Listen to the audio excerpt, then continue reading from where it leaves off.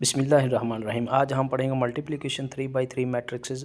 हमारे पास दो matrix A और बी गिवन हैं। आज हम इनके मल्टीप्लिकेशन करेंगे, मींस ए इंटू बी। इसका हम सॉल्यूशन फाइंड करेंगे। सबसे पहले हम लिखेंगे मैट्रिक्स ए जो कि हमारा इक्वल है 1 6 2। ये हम कॉलम वाइज उसको लिख रहे हैं। फिर नेक्स्ट कॉलम, उसके बाद इसकी सारे एलिमेंट्स जो है ना 1 by 1 एंटर कर लेंगे। एक्चुअली हमने फाइंड करना है ए इंटू बी, सब उसकी पोजीशन ये होगी कि ए फर्स्ट पे और सेकंड में हमारा बी आएगा। तो 0 4 1 1 2 3।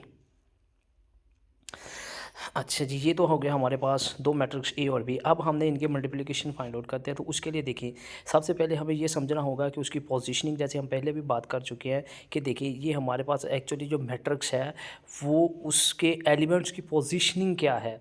देखिए अगर हम बात करें 1 की, तो 1 हमारे पास जो है ये इसमें फर्स्ट रो और फर्स्ट कॉलम है। तो उसके लिए हम देखें हमारे पास इसी तरह जो हमारा 2 है वो भी हमारा फर्स्ट रो और फर्स्ट कॉलम है। तो 1 को मल्टीप्लाई करेंगे हम 1 के साथ।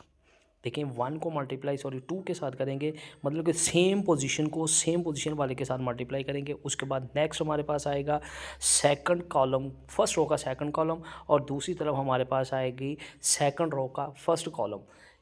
याद रखें कि पहले रो पहला कॉलम, उसके बाद पहली रो का सेकंड कॉलम, तो पहले कॉलम का दूसरे जो हमारा पैरामीटर बी होगा उसका सेकंड रो लेंगे। और उसके बाद थर्ड वन जो होगा हमारा एलिमेंट, यानी पहली रो का थर्ड वन जो होगा उसको हमने मल्टीप्लाई आकर से करना। फिर इसी तरह फर्स्ट रो के सारे एलिमेंट्स को हमने सेकंड कॉलम के सारे एलिमेंट्स के साथ मल्टीप्लाई करना है।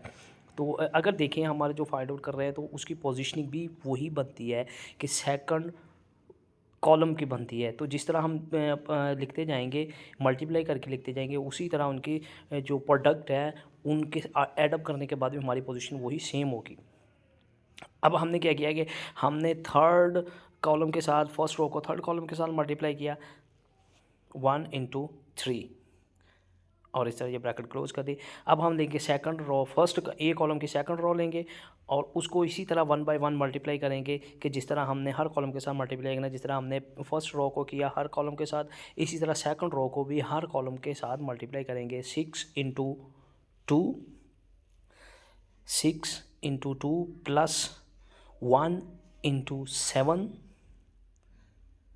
प्लस 8 × 8, और फिर इसी तरह 6 × 0, सेम वही फिनोमिना जो हमने पहले किया था फर्स्ट रो के साथ सेकंड कॉलम, अब सेकंड रो के साथ सेकंड कॉलम होगा। वही फिनोमिना सेम एज के फर्स्ट रो के जो हमारे पास एलिमेंट्स थे उनको हमने मल्टीप्लाई किया था सेकंड कॉलम के साथ। इसी तरह अब यहाँ पे सब उसके लिए देखें अंडरस्टैंडिंग यानी कि पोजीशनिंग। यहाँ पे मैं आपको पोजीशनिंग एक बार समझा दूँ कि एलिमेंट्स की पोजीशनिंग क्या है। देखिए फर्स्ट A11 A12 A13। 1 का मतलब रॉ, नंबर ऑफ़ रॉ, और जो सेकंड हमारे पास नंबर है वो हमारे पास नंबर ऑफ़ कॉलम है। तो देखिए 1 A11 A12 A13, और इसी तरह A21 2 और 2 3 सेकंड रॉ, और उसके बाद नंबर ऑफ़ कॉलम। इसी तरह 3 1 third raw first column, 3 2 third raw second column, और A33 मीन्स 3 थर्ड रॉ और थर्ड ही कॉलम है। सेम इसी पोजीशनिंग को हम अपने माइंड में रखते हुए मल्टीप्लिकेशन का जो प्रोसेस है वो सारे का सारा करेंगे। अब हमने करना है कि 6 जो था सेकंड रॉ को हमने मल्टीप्लाई करना है सेकंड कॉलम के साथ।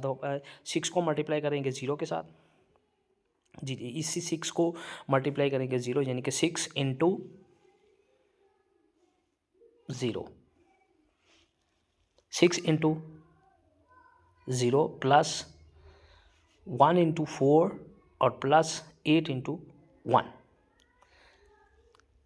कि फर्स्ट सेकंड रो के हर कॉलम को हमने सेकंड कॉलम के हर रुकन के साथ जो है वो हमने मल्टीप्लाई किया। इसी तरह अब इसी सेकंड रो को थर्ड कॉलम के साथ मल्टीप्लाई करेंगे 6 × 1 प्लस 1 × 2 एंड प्लस 8 × 3, 8 इंटू 3 करेंगे। और थर्ड रो अब सेम पोजीशनिंग देखें कि हमने फर्स्ट कॉलम की थर्ड रो ली और उधर फर्स्ट कॉलम लिया, तो 2 into 2 plus 5 into 7 plus 1 into 8 के फर्स्ट थर्ड रो के सभी एलिमेंट्स को अब हम सेकंड कॉलम के सभी एलिमेंट्स के साथ बारी बारी मल्टीप्लाई करेंगे और प्लस करेंगे। अब 1 इंटू 1, ओके। इसी तरह अब हम थर्ड रो को थर्ड कॉलम के साथ मल्टीप्लाई करेंगे, सेम फिनोमिना वही 2 into 1 plus 5 into 2 plus 1 into 3।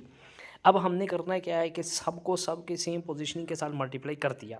हमने अब इन हर रुकन को जिसके साथ उसको मल्टीप्लाई हो रहा है उसके साथ मल्टीप्लाई करना है, फिर हम उनका एडअप करके नेक्स्ट हम जब उसका सॉल्यूशन निकालेंगे तो हम देखेंगे हमारे पास जो कॉलम आएगा आंसर की सूरत में आएगा वो 3/3 का ही होगा। उसमें नंबर ऑफ़ रॉज भी 3 होंगे, नंबर ऑफ़ कॉलम भी 3 होंगे। चले जी हम अपने नेक्स्ट देखते हैं कि अब हम उनका सॉल्यूशन निकालने की कोशिश करते हैं। 1 इंटू 2 2 आएगा जी। 1 इंटू 2 प्लस 7 इंटू 4 28 माइनस 8। अब 1 into 0 0 plus 4 into 4 16 minus 1।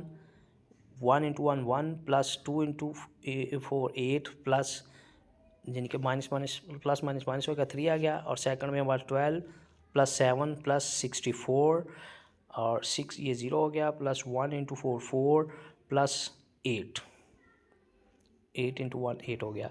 6 into 1 6 plus 2 into 1 2 plus 3 into 24 4 plus 35 plus 8 0 plus 20 plus 1 और ये 2 प्लस 10 प्लस 3। अब हमने ये इन सब की प्रोडक्ट निकाली है, हमने इनको अब जस्ट क्या करना है कि ऐड अप करना है। जितने भी हमारे पास ये जो एलिमेंट्स बन के हमने ऐड करना है, ये हमारे पास आ गया जी 20 और 50 9 माइनस 3 6, क्योंकि 1 और 8 9 होता है, उसमें -3 की तो 6 आ गया। अब नीचे 12 इंटू 7 प्लस 64 ये 83 4 इंटू 12 और ये हमारे पास हो गया 32 47 और ये बना 21 और ये हमारे पास बन गया 15। ये जो हमारा कॉलम आया it is the answer of the product या multiplication of the column matrix column या मैट्रिक्स ए एंड बी। हमें असल में एक्चुअली कहा गया था 2 मैट्रिक्स गिवन थे, उन सब का मैट्रिक्स उनका ऑर्डर, इन सब मैट्रिक्स का जो ऑर्डर था वो 3/3 था। इन दोनों मैट्रिक्स ए और बी की हमने प्रोडक्ट निकालनी थी। शुक्रिया, thanks for watching and don't forget to subscribe my channel.